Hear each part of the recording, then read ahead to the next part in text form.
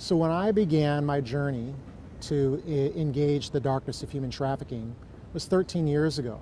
And the first message that I ever gave on human trafficking was here in New York City 13 years ago. And back then, the problem wasn't very well known.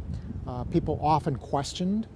In fact, I've been booed and heckled across the country, particularly in the early years as I began to talk about modern day slavery. And over the course of the last 13 years, awareness has grown as well as the problem. Back then there was an estimated 50,000 slaves in the United States. Now, by conservative estimates, there are over 300,000. And when we talk about other places in the world, those numbers only grow.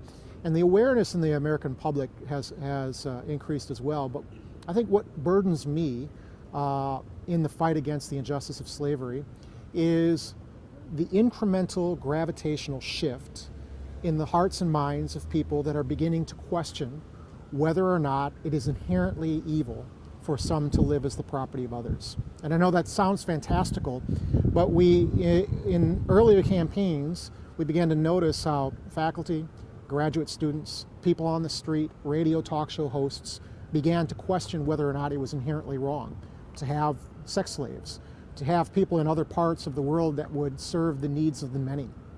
And questions around if it were regulated, could people live better lives in places like Vietnam or India or Mexico? And even though that represents a fringe, marginal voice, particularly during campaigns like this when we're bringing awareness, it represents the real risk and danger. That what's really at stake in this campaign is the future of an American generation that could conceivably begin to ask these questions and could conceivably envision a preferred future where some serve the needs of the many. When we think about the last great global tyranny on earth, the transatlantic slave trade, we realize that that population was no less moral than we are, no less sophisticated or educated than we are. And in my mind, as the product of a freed slave, my great-great-grandfather, Burrell Avery, was the property of a Kentucky slave owner. And I remember holding those slave papers in my hands for the first time just weeks before receiving my call as an abolitionist at Urbana 2000. And I believe, as an African American, there's nothing that stands in our way of the reemergence of the acceptance of a global slave trade, except for the voice of the Christian church, except for the voice of the gospel, except for the teachings of Jesus Christ.